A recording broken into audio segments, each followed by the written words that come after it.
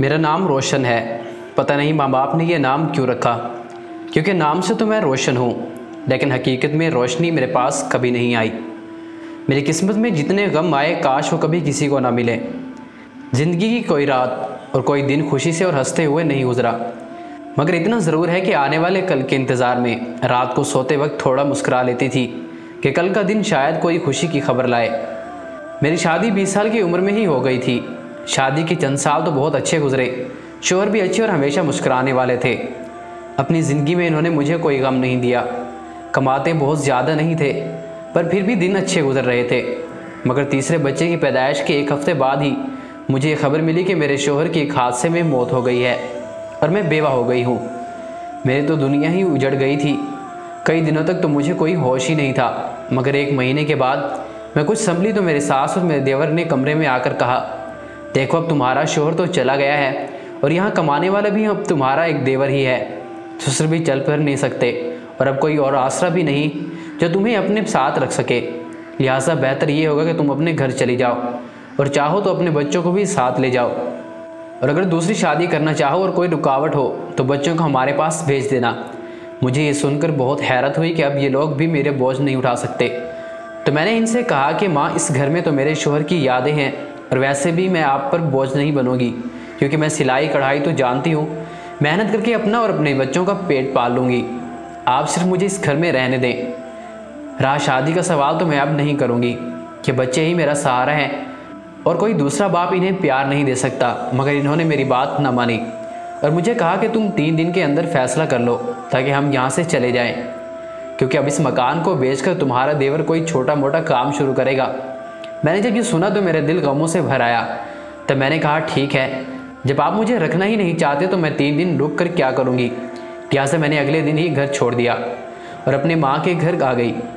मैं माँ के घर में कुछ ही दिनों रही थी कि भाभीयों ने मेरे भाइयों के कान भरने शुरू कर दिए कि रोशन के बच्चे हमारे बच्चों को मारते हैं, इन्हें खेलने नहीं देते।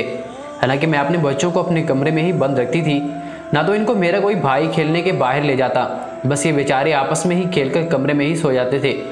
आहिस्ता आहिस्ता मैंने अपना कुछ जेवर बेचकर एक सिलाई मशीन ली और मोहल्ले से सिलाई का काम मंगवाना शुरू कर दिया। अल्लाह की रहमत से मेरा काम लोगों को पसंद आ गया। अब मैंने अपने बच्चों को मोहल्ले के एक स्कूल में दाखिल करा दिया और ख़ुद इन्हें छोड़ने भी जाती और लेने भी। पता नहीं कि औरत ही औरत की दुश्मन क्यों होती है। मेरे भाभीयों को मेरा इस घर में रहना पसंद ही नहीं था, इसलिए वो मेरी बूढ़ी माँ जो हर वक्त मेरे गम में नढार रहती थी उसे भड़कती रहती कि कोई गरीब सा मर्द देकर इसकी शादी कराओ और इसे रुखसत करो, वरना इसकी उम्र कैसे कटेगी और इसके भाई इसे कब तक संभालेंगे। और वैसे भी अब हमारे बच्चे बड़े हो रहे हैं, घर में जगह तंग पड़ जाएगी, और अगर कोई इसके बच्चों को लेने को तैयार ना हो तो एक एक करके किसी भी औलाद को दे दे, पल जाएंगे। लेकिन इन जालिम भाइयों को ये ख्याल ना आया कि इन बच्चों की खातिर मैंने अपना ससुराल छोड़ा था और शादी ना करने का इरादा कर लिया। तो क्या मैं इन बच्चों के बगैर रह सकती हूँ? क्या कोई भी माँ अपने बच्चों के बगैर जी सकती है? शायद ऐसा तो कोई जानवर भी ना कर सके। इस रात मैं सो न सकी और अगले दिन अपनी कुछ चीज़ें और एक चोड़ी जो मेरे शोहर की आखिरी निशानी थी बेचकर मैंने गली में ही एक 2 कमरों का मकान किराए पर लिया और वहाँ अपने बच्चों के साथ रहने लगी। अब खर्चे भी बढ़ गए थे, इसलिए मुझे सिलाई का काम भी बढ़ाना था। इस सब में मेरे एक दोस्त ने मेरी बहुत मदद की और अपने माँ से कहकर उसने मुझे एक बुटीक की मालकिन से मिलवाया। उसे मेरा काम पसंद आ गया और वो मुझे हर महीने इतना काम देने लगी कि मैं अपना गुजारा करने लगी। इसके बावजूद मेरे बच्चों को बहुत महरूमियों का सामना करना पड़ा। इस दौरान मेरे भाइयों ने मेरी खबर तो क्या लेनी थी कि वो मेरी माँ से भी तंग आ गए थे, इसलिए मैं अपनी बीमार माँ को भी इस घर में ले आई थी। बुटीक की मालकिन जिसमें काम लेती थी, इसने मुझे कहा कि अगर मैं तुम्हें एक छोटी सी फैक्ट्री लगा दूं तो क्या तुम ये काम संभाल लोगी?